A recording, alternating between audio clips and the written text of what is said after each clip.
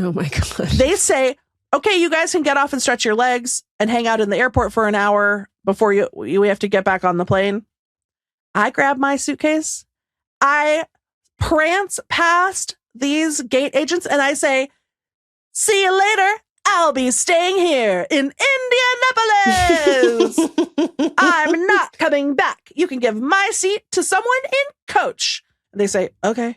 And so didn't care at all. Didn't care at all. I grab all my stuff. Like, I thought they would be like, oh, are you going on an adventure? Wow, how adventurous of you. How spontaneous. Why would they ask you that? They don't give a shit. They're trying to get this plane to Chicago, bud.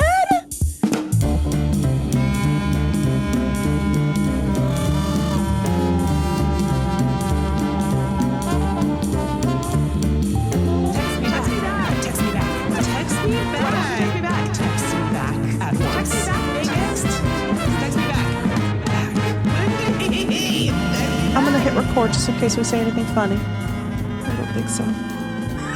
I don't think I have the juice. I don't have the juice today. Megan. And that's the text me back guarantee, which is, it could be bad. We don't know.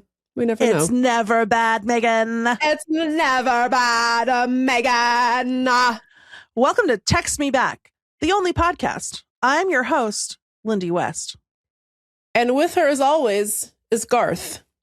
No, I'm Megan Hatcher-Mays. I also host Text Me Back podcast. The only podcast, they say. Megan, I got new glasses again. I see that. You've noticed I've said nothing about them. But listen, don't worry, because you already have been dethroned as the person giving me a complex about my glasses the most. Great, because the last time I didn't even have to say anything. I understand it. You were falsely accused. I get it. This time, because I'm in search of ever bigger and rounder glasses, and I'm not even quite where I want to be yet. But and why is that? I don't know. It's just something in my heart is calling me. Hence, hither and thither. Iris Apfel's ghost. I got these ones, and if you're listening audially, they're just big and round. Yeah, it's perfect circles. They're tortoiseshell, two perfect circles. Yeah, and I have another pair that's almost perfect circles that are black and a little bit less chonky. These are chonky. They're tortoiseshell. They're perfectly round. Yes, I put them on yesterday. I said, "Aham! Look at my new glasses." He said, "Cute." Then I said, I did something weird. Like I made like a weird face and I did like a stupid little dance. He said, well, now don't do that. Well, that makes I agree. That makes you look like a minion. Damn. So, Megan, now so those are going in the garb.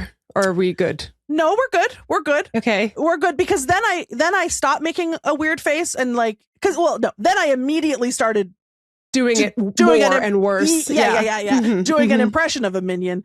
And he said, don't do that. And then I stopped. And then he said, see, now you look pretty. And I said, thank you. So like, I also got the approval of the glasses when I'm not doing the minion directly, aggressively. Right. Good. Then I had to do an interview for my book tour, which is starting to happen for my book launch. I go to get on the Zoom or on the Riverside actually. And look at her. I know I'm cheating on our Riverside with a different Riverside.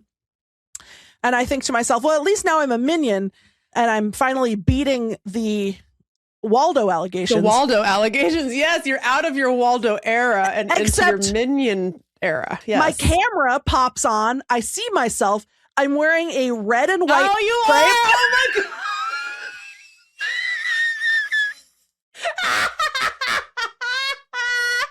I didn't even notice. No, but you don't even know. This isn't it. I was wearing this is yesterday.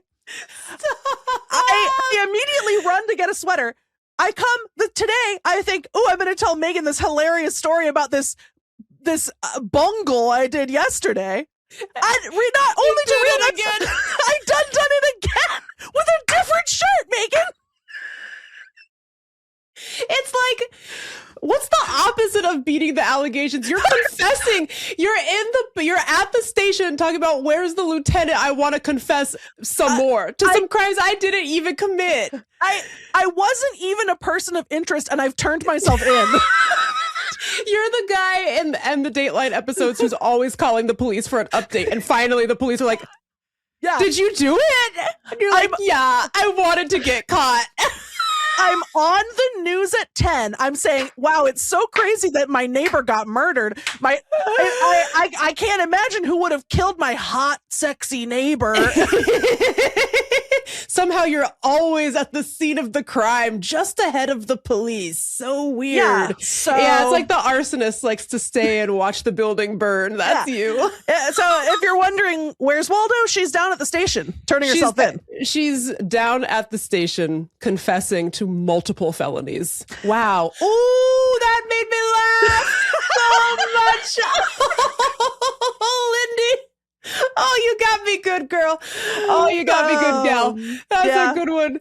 Yeah. I just love you so much. I love it when you are like you're flying on like all Lindy cylinders. And what you just told me is like, Lindy hit the nos and just fucking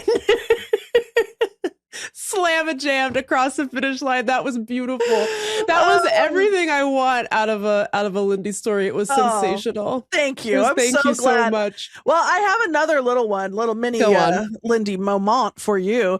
And I'm calling it a Lindy Surprise micro segment. One moment. Crazy lady living in a bag. All right. So I realize that sometimes there are things that I say to myself mentally that are like a little tick. And the last time I told you one of these, it made you laugh. And I realized I have another one today, and I'm going to tell it, see if it makes you laugh. So the one I'm referring to before is how when I'm tired and then I get to go to bed, I think in my head, switching my mind back into sleep mode. Or like that one was really good. Or if I'm going to turn my phone off, switching my phone back into sleep mode, whatever. So I realized today that I have another one. And now I don't think this is going to be a song that you like as much as that song. So the reference might not be there, but I think that the sentiment will still tickle you. I had a realization as we're getting ready to record, because backstory, my book is coming out soon. And so I'm starting to have a lot of things to do at the same time. I don't like that. No. I'm already losing it. I've been in meetings and interviews all day today, Meagan, and I don't like it. And I had to do it yesterday too. And they're saying, in addition to that, I have to do all my regular stuff that I already have to do. And now I have to do all this other stuff. And I have to remember things, and I have to make decisions. Hello? So police, I'm already here at the station. Can you investigate this? So there's this. I'm already here at the station. I have a crime I want to tell you about. I am the real victim. It's a real Dan Bongino day for me, Meagan. What is this? I haven't seen my wife in 14 days. They have me working 6 hours a day. Meagan, I have to sleep in the office. I set my alarm for 8 a.m. today, Meagan, and then I got up, and then I ate a healthy breakfast, and then I exercised, and then I started work. Because I'm trying to keep myself alive during, I don't know, Meagan, it's horrible stuff. Dude, well, we can talk about this just one really quick, because we're going to have a tidings where we discuss various aspects of this snowstorm. But one aspect of it for me is I can't fucking go anywhere because like the city just plowed everybody in. So it's like you can drive on the streets are clear, but nobody's car is clear. So you can't actually go anywhere. And I did dig my car out, but even if I were to go somewhere, I can't park my car anywhere. Right. Which means I can't go to the gym, which means my plan to get swole for the revolution, which is upon us, is being hindered significantly. And I think I'm going to have to double, triple my reps when I'm back in the gym next week, dude. It's going to be crazy. Please continue. Wow. Get ready. Yeah, my rep of one 15-pound weight. Okay, going to be insane. I think you might relate to this new song I'm going to drop. New right attitude. Yeah. So there's a part in Rocky Horror Picture Show, which I don't know if you have any relationship with that at all. But do I? Oh, well, we should talk about that because I don't know. We should talk about that. Yeah. But there's this part where I believe it's Dr. Frankenfurter goes, You be a strong man. You need a strong man. And then I just realized this morning as I was like finishing my third meeting of the day leading into recording this podcast that in my head over and over and over and over on a loop, I was going, I'm in a bad mood. I'm in a bad mood. Over and over. And I was just saying that. And I was like, oh, I hope Meagan can't tell that I'm in a bad mood. I find it helpful for me. It puts my bad mood in the voice of a beloved character, I guess. I love that. Much as I let Warren G tell me about sleep mode, you know? That's so good. I just don't, I'm wondering, Nate Dogg, that's what I meant. Excuse me. I know that you knew and it was just a misspeak, but I just want our listeners to know that we know. I need them to know that I know specifically. Yes. And in fact, Meagan and I used to have a whole bit that we would do about Nate Dogg, Rest in Power King. But anyway, I'm wondering what you think about I'm in a bad mood. It's funny and I really like it. And it's weird that we've never talked about Rocky Horror before. Yeah, it is weird. That's never come up in our friendship. Basically, my relationship with it is my parents had the soundtrack on vinyl. And I first was made aware of one of the songs, Time Warp, of course, because my parents made this Halloween mixtape in like 1987 that banged so hard that we listened to it in the car all the time. And I can't remember all the songs that were on it, but definitely that Twilight Zone song was on it. If you guys, here in the twilight zone. It was like so spooky. It's such a good song. I don't know that even song. know who sings it. It's so good. And there's like a funky part where it's like, and it's like, oh my God, we are in the twilight. Like, what is happening? Anyway, and Time Warp was on that tape along with the Blue Moon song, because you know it's about a werewolf, etc., etc. I think I have the tape somewhere, but I have no way to play it. Meagan, we should recreate the playlist. We should make it into a playlist for our listeners. I should try. If I can find a tape player. Well, first I have to find the tape. And then if I can find a tape player, I will play it and write down all the songs and make it into a thing. Anyway, so that's how I've discovered Time Warp. Then my parents are like, it's from a movie, but you can't watch it because you're 9. Yeah. So, and I was like, okay, but they let me listen to the soundtrack. And so that's, I think, really how I learned how to use the record player. Oh. So, and they had a limited edition, like photo vinyl of like the mouth on the vinyl. Yeah. And I played that shit out and I didn't have any relationship to the movie at all. I just knew all the songs and thought it was really funny. So I didn't see the movie and I think until I was maybe even in college. Like I just never got around to seeing the movie, but I really liked the songs. Then a few years ago, I used to go to Orange Theory all the time, which by the way, great gym. I just don't go there anymore. Not for any negative reasons. Highly, highly recommend. Yep. If anyone's looking for a swole revolution place to work out. Anyways, they had like a Halloween themed class and they're playing Time Warp. And the coach came up to me and was like, you strike me as somebody who actually knows how to do the Time Warp dance.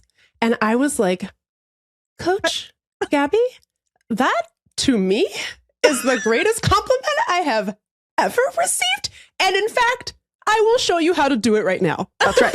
Because I have been practicing since I was 9. Arguably, it tells you how to do it in the song. It does tell you how to do it, but I don't think she'd ever seen it visually. So I was like, it's just a jump to the left. Okay, it's very easy. Yeah.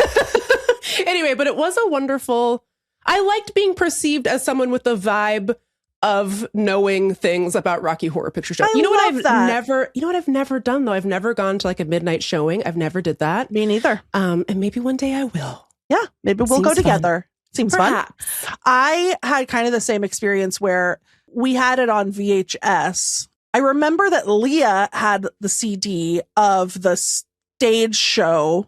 And so we would listen to that. And then I was like, what is this? And I think also the Time Warp was my entry point because I was like, it's just a fun song.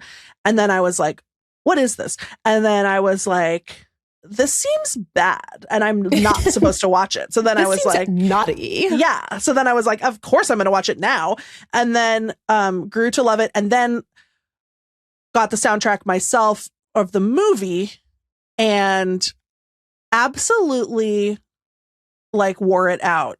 Yeah. And those songs are so good. They're so good.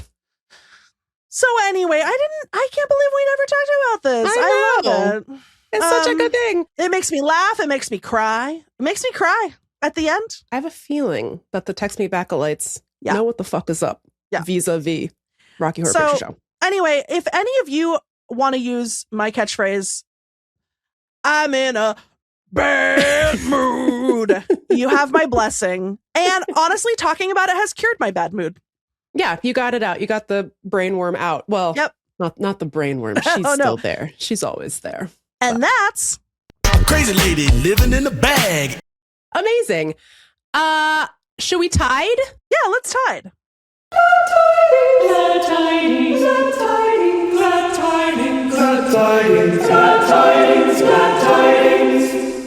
Wow. Beautiful. Wow. Shall I begin or would you like to begin? I think I just talked for a while, so I think it's your turn to talk. Okay, I'll talk a little bit. Listen, the East Coast has been absolutely freaking slamma-jammed by a snowstorm, everyone. And here's the thing. It's not, if it was just snow, I could carry on my life without mentioning it to you. Because big whoop, snow. We've all seen it. What happened here is it snowed for many hours, and then it stopped snowing.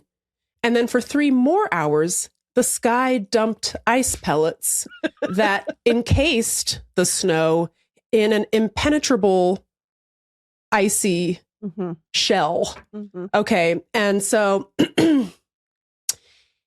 it's not actually possible to shovel whatever this mixture is. And at one point, my building ran out of salt and I tried to order more salt, and I'm still waiting for an order that is never going to come. And by the way, now I don't need it because somehow the city got a bunch of salt, and then we had to go pick up the salt from like a public salt dispensary place by Howard University.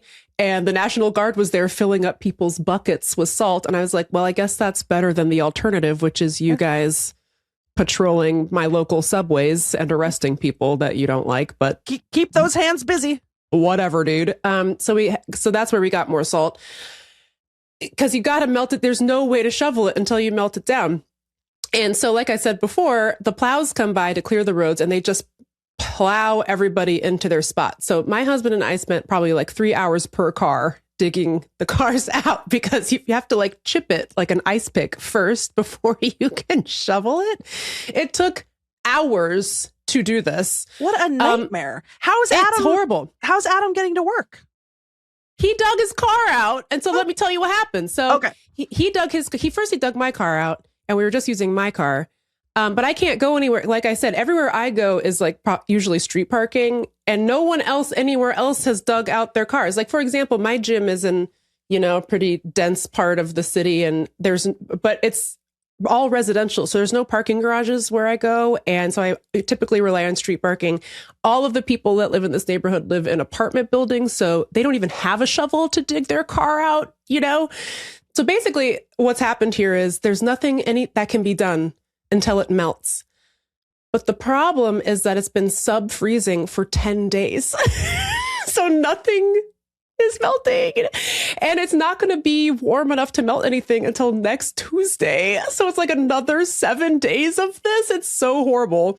Anyway, so Adam dug his car out, and then I had this realization, oh my God. So what happens if someone takes Adam's spot? Oh my God. Or someone takes my spot while he's gone. What would we do?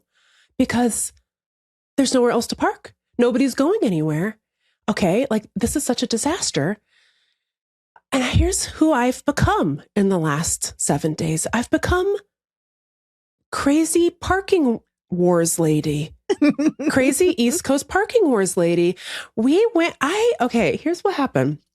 Somebody abandoned a cone. DC Water, for some reason, put down a cone somewhere and just left it. I don't know why. It got frozen into what they're calling snowcrete. Okay. That's what they're calling it. I pickaxed it. I pickaxed the cone out of its encasement. Wow. Okay. To use it as a space saver. Right. So that when we leave, we put in the cone. Okay. And then we leave. And then we come back. We got to move the cone. And then we can park in our spot. Can you imagine being that insane? I feel insane doing this. But it's like, because I don't care about, I am not one of those crazy people who's like, oh, don't park in front of my house. Right. Don't park. It's like, oh, this side of the street is my spot. It's like, if it's a public spot, anybody can park there. That's the whole point. This is different. Yeah. Your family is at risk. Now there's equities involved. Okay. Like we fucking dug it out with a garden shovel and a brush. Like, you don't get to have, this is my spot. Yeah. Okay. I paid for this in sweat and blood and they say tears came out. That's what they're saying. I believe it. Yeah, it was rough. It still is rough. It's the roughest. So anyways, I realize I'm not alone. I'm scrolling through TikTok. Okay. And it's a whole thing on the East Coast, from Boston to Philly to the District of Columbia. People are going apeshit over their spots. I've seen countless now videos of some asshole stealing someone's spot that they shoveled out. And then there are like borderline assault and battery disputes over the spot. Like there's one from Boston, and that's really a place where I don't think you should take someone's spot. I think they might kill you. Okay. So don't do it. Where this lady goes, move your fucking car. I got a knife. I got a knife. Yeah. And she's like, I'll slash your fucking tires, bitch. And I'm like, whoa, my God. I was like, I don't know about slashing. I might like untwist the little thing, let the air drain, but slash, please, ma'am, relax. Anyway.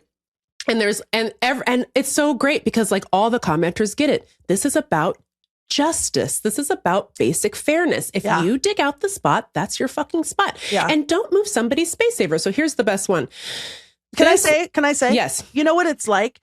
It's like that meme that I feel like goes around every once in a while where people are like, you know, what's the litmus test of whether or not you are a good community-minded person is whether or not you return your grocery cart versus just leaving it. Literally. It's like it's literally that. It's literally that. Yeah. So the craziest one, I think this one was in Philly, and you would never, ever catch me acting up in Philadelphia. And I say this with respect.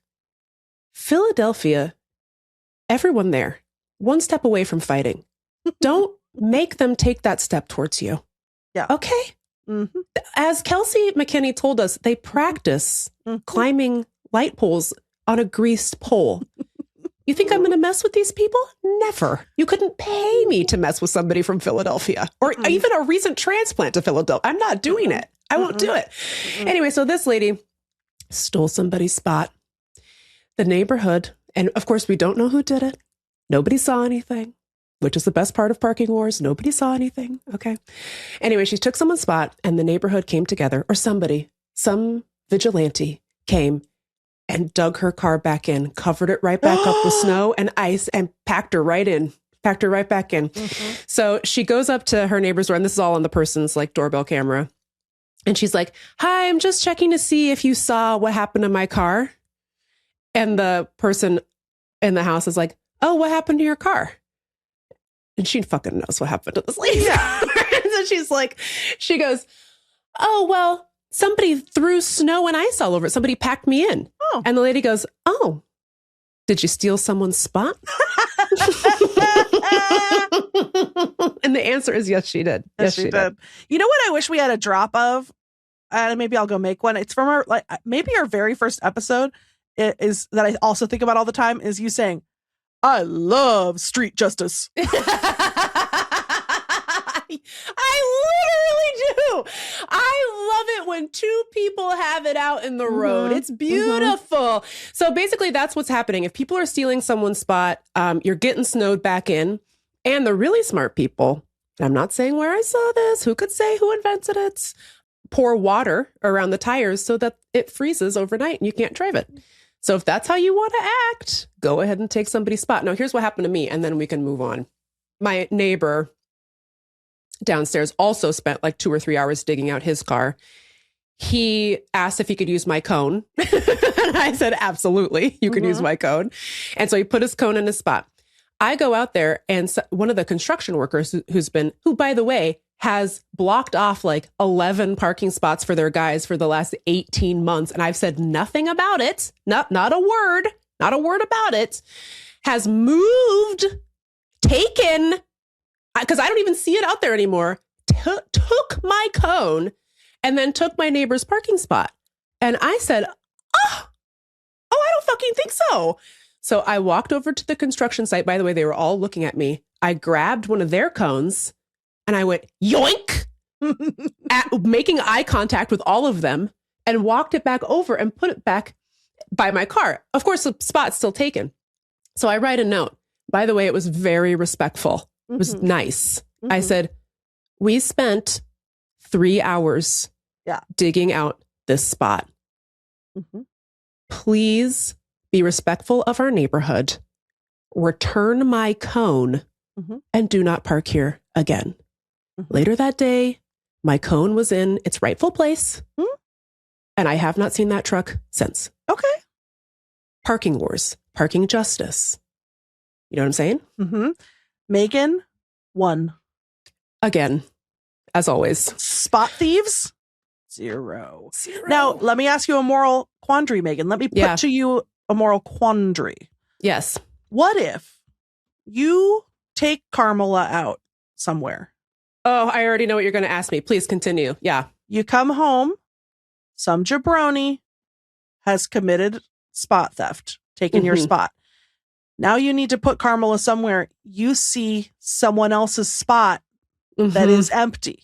Do you perpetuate the cycle of violence out of sheer desperation? What else? What other options do you have? Lindy, it's such a question, and it's one I think of all the time. Okay, which is part of the reason why I've been reduced to taking the bus, because I'm so terrified of leaving my spot and having someone move my cone, my beloved cone that I freed from the ice. Yeah, that cone is your son. Yeah. DC Water allowed me to adopt that cone. And That's right. And he has a very happy home with me now. Anyways, I really can't give it too much thought. It's too stressful to even think about. I would never stoop to moving someone's space saver. So people use all sorts of things. I happen to have a cone, but people are using beach chairs. There's one guy up the street who's got a couple of bookcases that he used. I got neighbors who are using like big outdoor flower pots that they put in their spot. So I would never move somebody's space saver. If there was an empty spot that didn't have one, I mean, I don't know. I think I might have to take it, but I would rather find a spot far away that was definitely not somebody's spot and walk. In keeping with your values. Yeah, I would do my best to really not try it, especially not somebody on my own block. It's getting a little bit better, but it's a complete shit show here. And truly, I think it's going to take months for the snow to melt because it's so compacted. I hate it. Oh my God. So what's Adam doing? He's just been lucky? Every day he leaves, he gets out of the car, puts the cone, and off he goes. And we have been so far lucky. The cone has been respected. Interesting. The cone has been respected. Oh, yes. Brother, Meagan. I know. I hate it. It's one thing to get snow, but whatever this mixture is of Satan. Well, Meagan, I too got topsy-tailed by this storm. You willingly entered the belly of the beast. I did. I dove into the maelstrom for the sake of friendship. Yeah, so there's a little tradition every year. I go see my friends in Michigan, and we go to a lodge on Lake Michigan because it's crazy, but it's actually like really cheap to go to a lakefront lodge on Lake Michigan in January. If anyone has any thoughts as to why, let us know. The rooms? That's like I went to Minneapolis one year to speak at like an electoral event. It was ahead of their statewide like legislative elections, and it was really fun. I got to meet like a lot these these candidates who were trying to flip, and they did, by the way, flip the Minnesota Senate back to DFL, which is the Minnesota version of the Democratic Party. And they were all really nice, and it was really great. And Minnesota in the summer is so beautiful. And I was like, God, man, maybe one day I would move to Minneapolis. It's so cute here, you know? And then I just was walking through downtown, and I was like, what's up with all these sky bridges, by the way? And then I was like, oh yeah, it's fucking heinous here, weather-wise, for like 8 out of the 12 months. So yeah. The people are relegated to the tunnels, the skies and the tunnels. Like the people become the mole men. But okay, so we like to go, me and my knitting celebrity friends. It's a tradition that began with Samantha Irby and her wife's family. They've been going there forever and like having little winter getaways. And somehow I wrangled myself an invitation. I know. So what we do is we go and we sit by the fireplace in the common area, and we just chit chat and fester. It's truly sensational that you can create a festering room wherever you go. It's amazing, I know. Really. So I can't miss Lodge Weekend. So I was determined to go this year. In the days leading up to my flight, we start to hear word of a devastating winter storm of death. Here's how it usually goes. I fly to Chicago. Jesse picks me up, and we drive a couple of hours to get to the lodge. I'm looking at the weather forecast for Chicago. It says -8. Feels like -14. Nah. I said, what's that? Know, when they hit you with the feels like, it's time to get on out of there. And Megan, being from Seattle, born and raised, I don't know. Like, I have maybe experienced 27 feels like 20. Maybe it's been 20 feels like 19, but like this -8 feels like -26. I don't know what that means. That's not anything. I don't have an industrial grade coat that's like rated for that. You know what I mean? Kind of a situation. I don't have that. I don't have that. So I'm like, that's like you're approaching territory where you'd need like literally the pelt of an Arctic animal to survive it. And I don't have that. So I'm texting Jesse and constantly, and I'm like, am I going to be able to get there? And also, because it's not actually a very convenient year for me to go, I had like a thing the night before, and then I have like a thing immediately. Like I shouldn't have gone, but Also, you texted me too, and I had a feeling you weren't really asking me.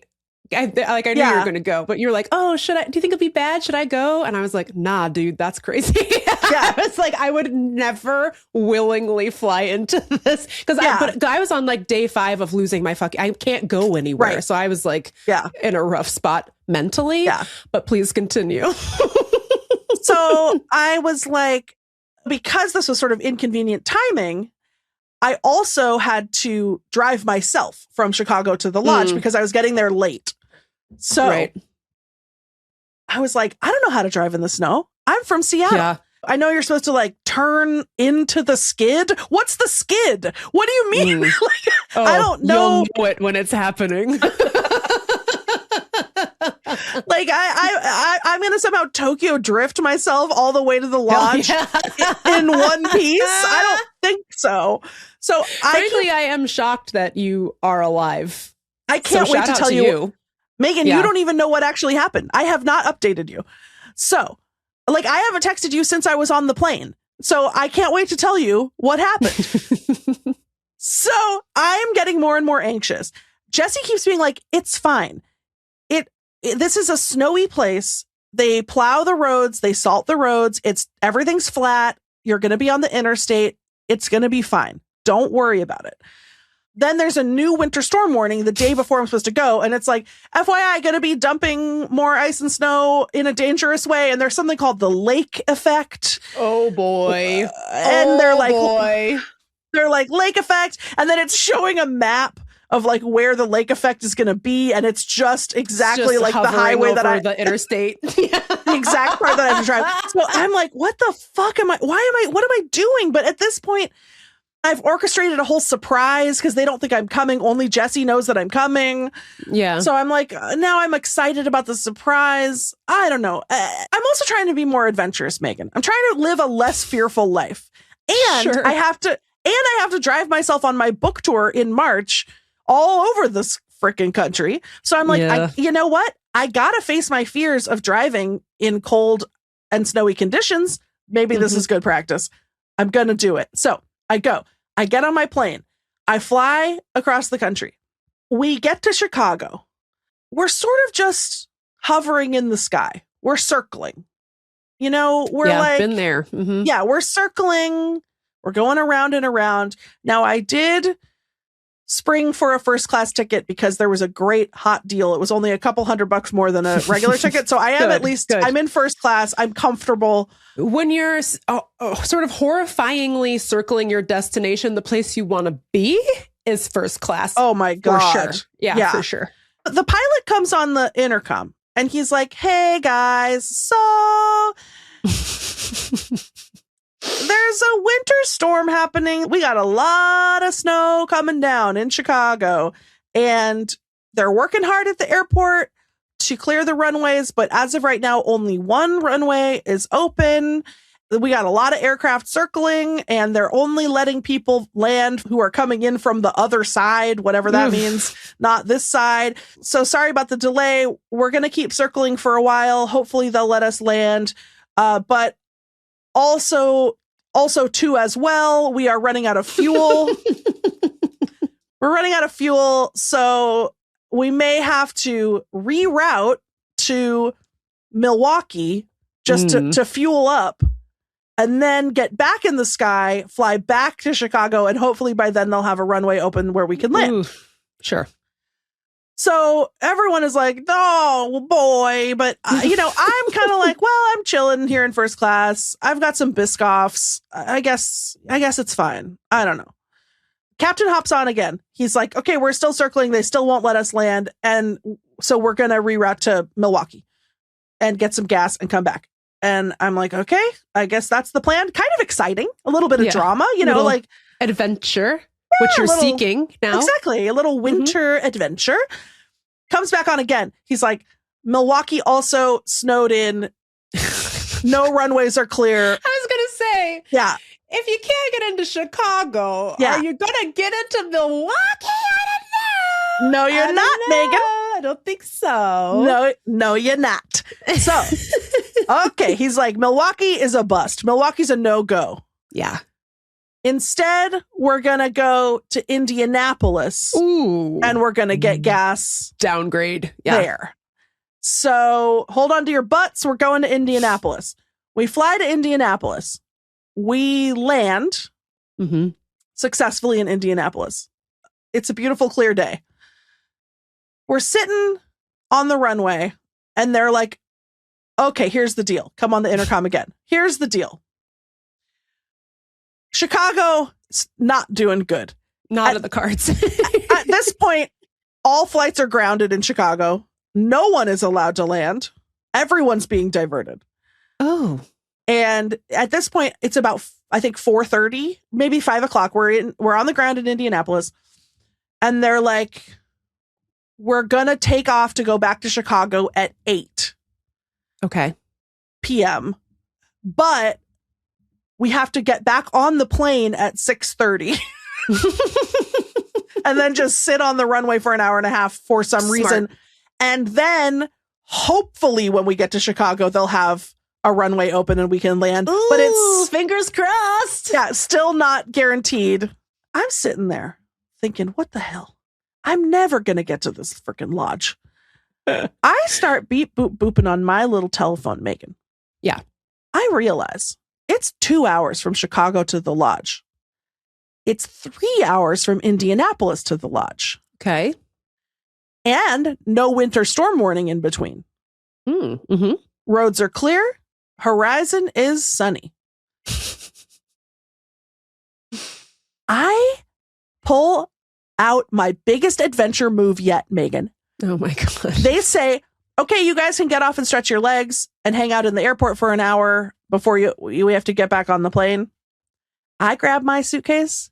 I prance past these gate agents and I see you later. I'll be staying here in Indianapolis.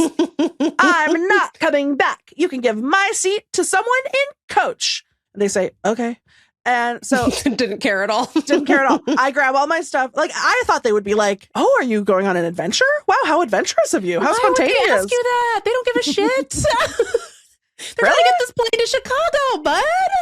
So I call the rental car company and I'm like, hello, can I change my reservation to Indianapolis? They were like, we don't have an office in Indianapolis, but don't.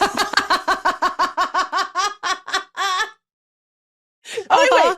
To my credit, I did the phone call before I announced to the plane that I actually that is to your credit. Yes, I made sure that I could secure a car before I did this. Sensational. Yes, I know. So I call and they're like, we don't have a car for you in Indianapolis, but you're not going to be charged for this rental. Mm-hmm. You're good to go. I was like, great. I go online. I find an all-wheel drive SUV from Thrifty Rent-A-Car in Indianapolis. It's, Meagan, half the price of renting a car in Chicago. So I trot my little twinkle toes over to the Thrifty counter. I pick up my freaking car. First of all, I stepped out of this terminal into the Indianapolis 14 degrees. Oh, Meagan, I said, this is my climate. The relief that I felt. I said, I'm at home. That's so interesting.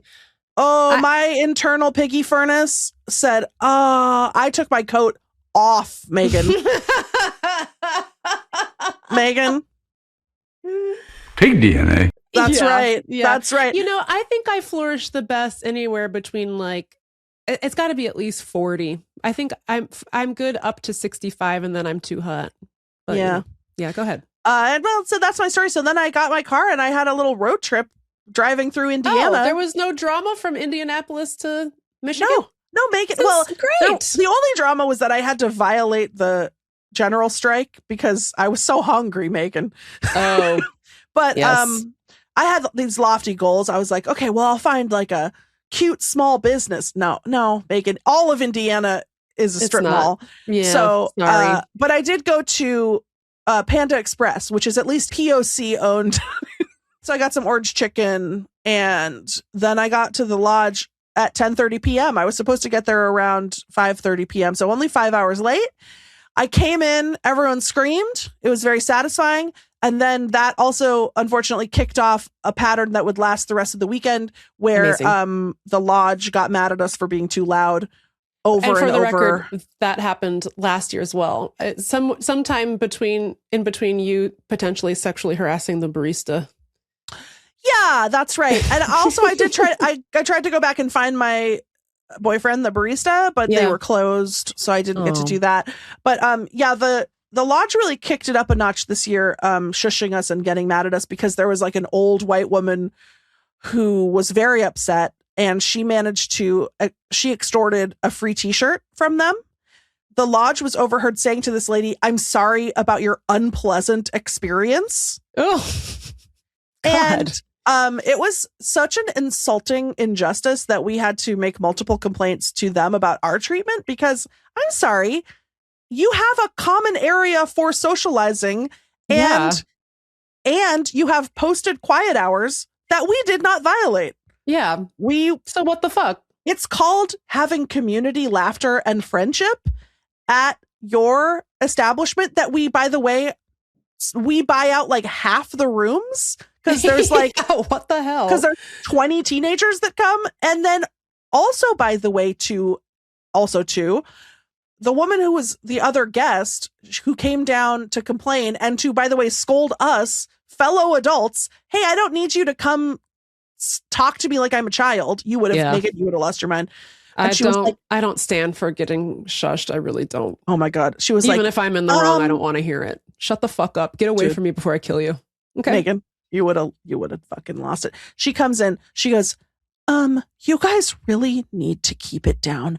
I am in the room right above you and I can hear you all day and you have to abide by the quiet hours. And we were like, yeah, it's not quiet hour. It's 9 p.m. Why are you sleeping at 7:30 at night? And by the way, if you have trouble sleeping, bring your earplugs, ma'am. Yeah, what the fuck? Like, as Jesse said, sounds like a skill issue if you can't sleep. Seriously, not our fault. I don't have a problem. Get some melatonin and some earplugs. Literally. Then also, Meagan, there were 2 evil white man incidents. One was an old white man walked into the center of our circle where we're just all sitting and talking. He goes, I have to ask, who are you? Who the fuck are you? Ew. That's what Jessie said. She said, who are you? He said, I'm Dave, and I come here all the time. Well, good for you, Dave. Get the fuck out of my face. And then, hello, I'm your mom. Fuck off. Then this other man came. He was wasted. He came. He sat down in a chair in the circle. He said, I'm just going to sit with you guys. We said, okay. No. This man goes, hey, have you ever played around with AI? You can make yourself look like a 90s rock star. Oh. Wow. So anyway, there were men committing heinous crimes all around us, and yet we were the only ones targeted for punishment. So that was my time in the ice and snow. But I will say that my driving was absolutely flawless, and I encountered no problems, and I didn't skid once. Oh, look at her. Isn't she fancy? Mm-hmm. Well, if you are locked into the Snowcrete snowstorm, let us know how you're surviving. How are you staying swole in your homes? Honestly, it's just giving COVID. I think that's why I'm having such a hard time with it. Can't go anywhere, can't do anything. Just doing stupid fucking shit in my house. I want to punch someone. You know what I mean? So it's giving early days of COVID a little bit. It's driving me nuts. But let us know how you're coping. Email us at deartextmeback@gmail.com or give us a call, 703-829-0003. And now I suppose we should take a break. And when we come back, we're ending the show. Not forever. Not forever. Just for now, for today, for this week. Relax.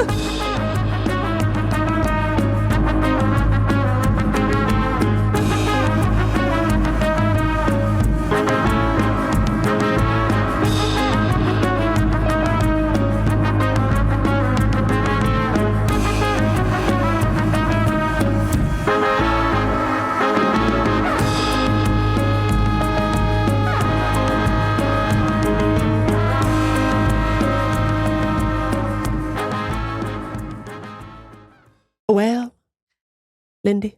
Well, Meagan. She's just a baby at the end of the day. Speaking of babies, and also speaking of how earlier I said I adopted a safety cone from DC Water, I want to speak on something really quick because a couple people have messaged us about this. Few weeks, I don't know, whenever ago, we were talking about Antiques Roadshow and how this family sold an old jug for 6 figures and then use that money to fund their adoption of a Guatemalan infant. Yep. I didn't mention one thing, and then a couple of people emailed in about it, and I just want you to know, I regret not mentioning this, but I do know about it, which is this. They do like a follow-up about this jug, and that's how I know that the guy ultimately decided to auction it off and whatever. The Antiques Roadshow production people then facilitate a reunion between the original jug owners and the jug. And that's how the kid, who's now at the time, I think was maybe 12 or 13 or something, that's how he comes to meet the jug. that funded his adoption. Now, the dad, this is kind of sad. So now the dad, whose family originally owned the jug, the patrilineal line of the jug. I'm sorry, I shouldn't laugh. He has since passed away. Since selling the jug, he died. So it's just the mom and the kid who have to sit in a room with the auctioneer and the jug and talk about what the jug means to their family. And it kind of turns into a sort of makeshift memorial for the man who passed away after selling the jug. It's so crazy that I didn't mention it. Yeah. But then a couple people were like, oh, you skipped the best part, which was when they had a memorial service for the dad in front of the jug. And I was like, yeah, they did do that. But yeah, give it a watch. It's on Netflix. You can see the jug. And it's, by the way, this jug is enormous. It's taller than the child. It's so big. It's like 5.5 feet tall. It's really big. The jug delivered a beautiful eulogy. Yes, it was lovely for everyone. And they all kind of talk about what the jug means to their family. It's really something. So I just wanted to say thank you. Thank you for keeping me honest about the jug. Does a person like to hear, hey, son, we traded this jug for you? Seems a little weird to me. I'm just saying it's a little strange. But I don't. Nobody asked me. So I'm not a part of it. Meagan, do you want to address the allegations? Which ones? That Stephen, that Jingleheimer Stephen made in the Discord? Unfortunately, we're going to have to excommunicate someone from our community for the first time ever. And he's a multiple award-winning Jingleheimer, too. He goes by the name of Stephen. And he composed Segment Pubes and Normal News, two what I formerly believed to be bangers of the Text Me Back jingle genre. Not only that, he's a member of the Glad Tidings Choir. He is a member of the Glad Tidings Choir. That is true. And he had the frickin' audacity. Okay. Let me tell you something. Text Me Back podcast is not in favor of accountability. I don't know where you guys are getting this from, but we're against it. Don't ever speak to me about the things I do. That's right. And the internal consistency thereof. That's right. Excuse me, the internal inconsistency. That's none of your business, Stephen. Anyway, so Stephen rolls up in the Discord talking about Meagan and Lindy, tell us what they like or don't like about TV shows for 25 minutes. Meagan, same segment, I don't like it when people tell me what they like or don't like about media. Stephen, why would you say that? Yeah. Don't say that. Oh, is it true? Yeah. Who cares? It's in the Constitution of Meagan that what Meagan says doesn't apply to Meagan. Doy. Like, actually, I know this is so toxic and I need to talk to my therapist about it, but actually I firmly believe I'm such a fan of the rules. However, they don't apply to me. Do you know what I mean? It's like, everyone is violating the social compact. Yeah. Except for me. Like when I get cut off when I'm driving, I'm like, death to them all, as Wendy Williams would say. But when I cut somebody off, that's justice. That's right. That's equality. That's right. That's human rights when I do it. Okay. No one is more angry, more mad, and wrathful, and hungry for revenge than you when someone else does a small crime. We're talking desk tickets. They don't even rise to the level of misdemeanors here. Okay. Meagan's out for blood. Death penalty for anyone who leaves their shopping cart in front of the thing I need. And yet I am allowed to do it. When Meagan does it, well, the thing that you have to understand is that she needed to or wanted to. And I think it's really important to acknowledge that that's praxis. Yeah. Okay. Yeah. Stephen. So don't speak to me again. Okay. You know what Stephen committed by doing accountability to you? Segment views. Ha-ha! We've used your own words against you, Stephen. We've used your own melodies against your ass. No, he's right to say it. Yeah. I guess. And Stephen, I agree, because I am constantly wounded by Megan's double standards, because I want to recommend things to Megan all the time, and I know I can't because it's a poisoned well. It's I am working. I know on it. And honestly, like, we love that. And that's a part of who you are and the beautiful tapestry of your beauty. They're saying I'm really, really pretty. That's what they're saying. That's what they're saying. But no, Stephen, thank you for the feedback. I will be internalizing it. The police are on their way to your home for jail. No, that's not true. Stephen, that's not true. She doesn't know what I get up to. She's not the boss of me, Stephen. Megan, thanks to the snowcrete, Megan is trapped in her home, and the phones still work. No. Anyway, it was really funny. I actually laughed at it for a good 35 seconds. You know what's funny, Megan? Speaking of Megan's internal inconsistencies, if the wrong person sent you that comment on the wrong day, actual death penalty. Yeah. You think I can't find you? Oh, you think I can't find you? But when Stephen did it, we loved it, and it was so funny. I know, I laughed. And that speaks to the goodwill of the community of Text Me Back podcast. That's right. That's right. None of you are allowed to ever shush me. That is a line that cannot be uncrossed. Yep. But if you are a Jingleheimer, a many times over Jingleheimer, who is a beloved participant in our Patreon, you may joke about my flaws once per annum. We're going to add that to the Freakaconda tier. You can hold Megan accountable once per calendar year. Yeah. And even I don't get that privilege. Yeah, I know. Well, you don't pay. I know. No. I should subscribe just so I can tell you. Oh, what would I pick? Yeah, what would you pick? Think about it. We'll tell them next week. Okay. All right. Thanks for listening. Patreon.com/textmebackpod is where you can subscribe to support our program. If you enjoyed this, let us know how you're coping with the weather. Make sure you pre-order / regular order adult barista. Oh, let me say something about that. Go on. I recently learned, okay, so the way that you get on the New York Times bestseller list is through pre-orders only. And specifically pre-orders of hardcover physical books. So interesting.